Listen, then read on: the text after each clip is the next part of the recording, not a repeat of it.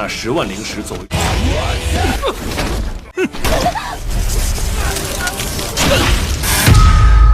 Halo para sahabat Cirito Kito, semoga kalian semua selalu sehat, murah rezeki, dan bahagia selalu. Seperti biasa, hari ini kita akan melanjutkan pembahasan alur cerita Donghua Beyond Time Gaze episode 23 yang semakin panas dan penuh emosi. Di episode sebelumnya, Suking berhasil menembus tahap pembangunan pondasi dan resmi menjadi salah satu kultivator elit di Sekte Tujuh Pupil Darah. Namun kekuatan besar ternyata membawa perubahan besar dalam hidupnya. Kini Suking harus memilih antara menikmati kemewahan puncak gunung atau tetap berjalan di jalan kultivasi yang keras dan penuh penderitaan. Dan tanpa berlama-lama lagi, inilah dia Beyond Time Gaze episode 23. Setelah berhasil mencapai puncak gunung ketujuh, Suking segera menuju sebuah pavilion sederhana untuk menemui tetua ketiga. Di luar dugaan, sosok tetua yang selama ini dihormati ternyata hanya seorang pria tua sederhana yang sedang merawat kebunnya dengan tenang. Aura lelaki tua itu memang tidak terlalu menekan, tetapi justru ketenangan yang ia miliki membuat Suking semakin berhati-hati. Tetua ketiga kemudian menanyakan tentang lampu roh yang pernah didapatkan Suking sebelumnya. Dengan jujur, Suking mengatakan bahwa ia berniat menjual lampu itu demi mendapatkan lebih banyak sumber daya kultivasi. Mendengar jawaban tersebut, tetua ketiga hanya tersenyum tipis. Ia berkata bahwa semua yang didapatkan Suking adalah hak miliknya sendiri. Sekte tidak akan ikut campur terhadap hasil yang diperoleh muridnya. Perkataan itu membuat Suking sedikit terkejut. Ia menyadari bahwa setelah mencapai tahap pembangunan pondasi, status dan perlakuannya benar-benar berubah drastis. Kemudian, tetua ketiga memberitahu bahwa mulai hari ini, Suking bukan lagi wakil ketua divisi penangkap pembunuh. Kini ia resmi menjadi wakil ketua divisi Regu Hitam, sebuah posisi yang jauh lebih tinggi dan disegani. Tidak hanya itu, tetua ketiga juga memberikan 3 slip giok yang berisi teknik kultivasi khusus milik puncak ketujuh. Teknik tersebut sangat penting bagi kultivator tahap pembangunan pondasi karena dapat membantu memperkuat fondasi spiritual mereka. Selain teknik kultivasi, Suking juga menerima pil spiritual, jimat giok pelindung, dan sebuah jubah ungu yang menjadi simbol status tertinggi di wilayah sekte. Di bawah gunung, siapapun yang memakai jubah ungu dianggap seperti dewa. Mereka memiliki kekuasaan mutlak dan hampir tidak ada yang berani menentang. Suking kini menjadi kultivator tahap pembangunan pondasi ke-149 di sekte itu. Sebagai kultivator elit, ia mendapatkan berbagai hak istimewa.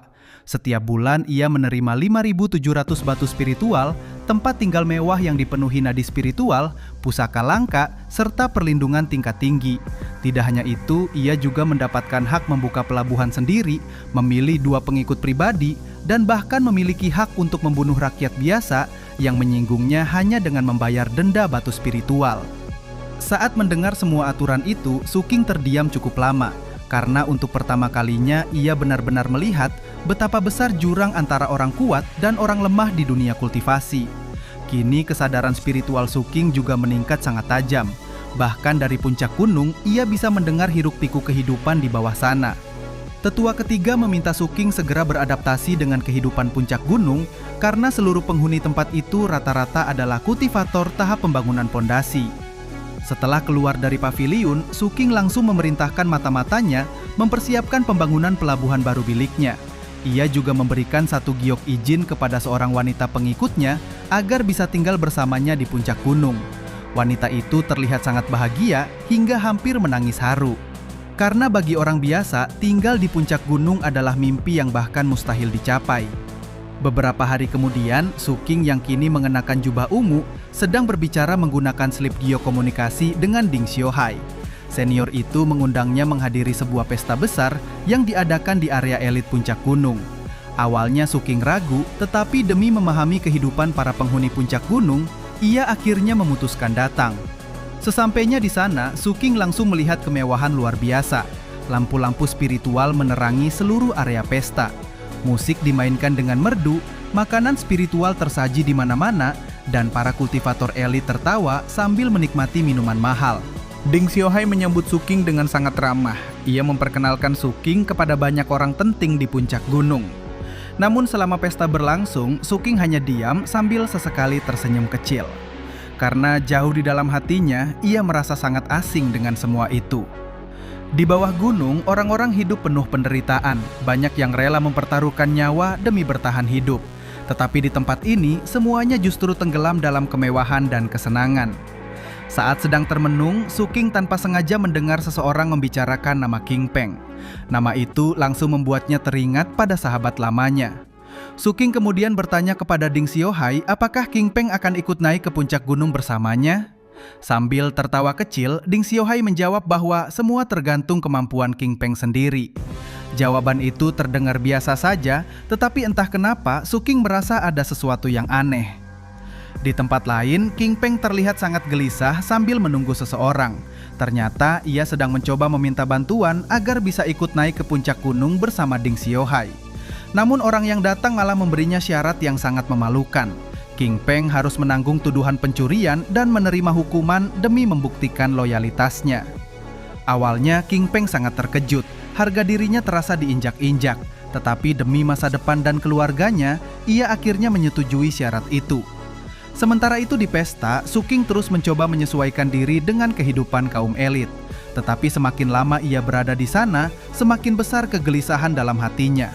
Ia merasa hidupnya seperti tumpukan balok tinggi tanpa fondasi kuat. Jika kekuatan dan tekadnya melemah sedikit saja, semua kemewahan yang ia miliki pasti akan runtuh dalam sekejap. Karena itulah, Suking akhirnya memilih meninggalkan pesta lebih awal. Namun baru beberapa langkah meninggalkan tempat itu, seorang wanita tiba-tiba datang dengan wajah panik. Wanita itu memberitahu bahwa King Peng dibawa oleh sekelompok orang. Tanpa berpikir panjang, Suking langsung bergerak cepat menuju lokasi. Sesampainya di sana, ia melihat King Peng sudah babak belur di lantai. Tubuhnya penuh luka dan darah. Beberapa orang terus memukul serta menghina dirinya tanpa belas kasihan. Bahkan kekasih King Peng yang mencoba melindunginya ikut dipukul hingga terjatuh. Melihat semua itu, aura Suking langsung berubah. Tekanan spiritual yang mengerikan meledak memenuhi ruangan. Pintu dan jendela hancur seketika. Semua orang langsung ketakutan dan bersujud di lantai. Tatapan mata Suking dipenuhi kemarahan yang tidak mampu lagi ia tahan. Hanya dengan satu lirikan dingin, tulang-tulang orang yang menyiksa King Peng langsung patah satu persatu. Jeritan kesakitan memenuhi ruangan. Tidak ada satupun yang berani melawan Suking. Karena sekarang Suking bukan lagi kultivator biasa. Ia adalah pemilik jubah ungu. Suking kemudian membawa King Peng dan kekasihnya pergi dari tempat itu. Saat sedang makan bersama, Suking mencoba bertanya apakah King Peng benar-benar melakukan kesalahan. Namun King Peng hanya tertawa pahit sambil terus meminum tuak. Ia merasa dirinya gagal menjadi orang hebat, gagal membanggakan keluarganya, dan gagal mengikuti Ding Xiaohai naik ke puncak gunung. Melihat sahabatnya begitu putus asa, Suking akhirnya berniat memberikan kuota pengikut keduanya kepada King Peng agar bisa tinggal bersamanya di puncak gunung. Tetapi di luar dugaan, King Peng menolaknya. Ia tidak ingin hidup dari belas kasihan siapapun. Setelah mengatakan itu, King Peng langsung pergi meninggalkan Suking. Suking hanya terdiam sambil memandang punggung sahabatnya. Kenangan masa lalu mereka mulai muncul di kepalanya. Dulu, saat hidupnya penuh penderitaan, King Peng selalu membantu dan mendukungnya. Karena itulah, Suking yakin semua kejadian ini pasti ada hubungannya dengan Ding Xiaohai. Tanpa membuang waktu, Suking langsung kembali ke pesta untuk menemui pria itu. Dan benar saja, saat ditanya, Ding Xiaohai malah tertawa sambil menghina King Peng habis-habisan. Ia mengatakan bahwa King Peng hanyalah orang lemah yang tidak pantas naik ke puncak gunung. Perkataan itu langsung membakar emosi Suking. Tanpa banyak bicara lagi, Suking berjalan mendekati Ding Xiaohai. Semua orang di pesta langsung terdiam, dan dalam 1 detik berikutnya, puh! Satu pukulan keras menghantam wajah Ding Xiaohai hingga tubuhnya terpental. Seluruh pesta langsung gempar.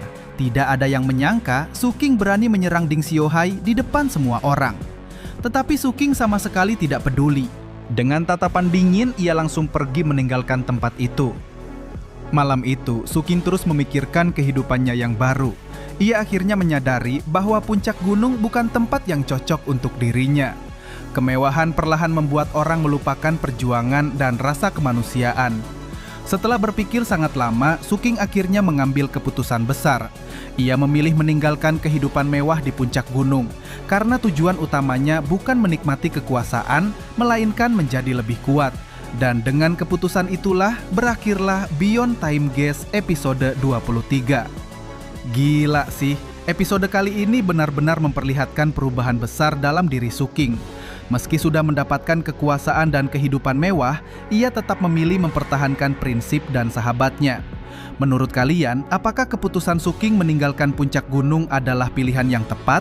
Tulis pendapat kalian di kolom komentar ya. Dan jangan lupa like, subscribe, serta aktifkan lonceng notifikasi agar kalian tidak ketinggalan alur cerita Donghua seru lainnya. Sampai jumpa di video berikutnya. Salam kultivator.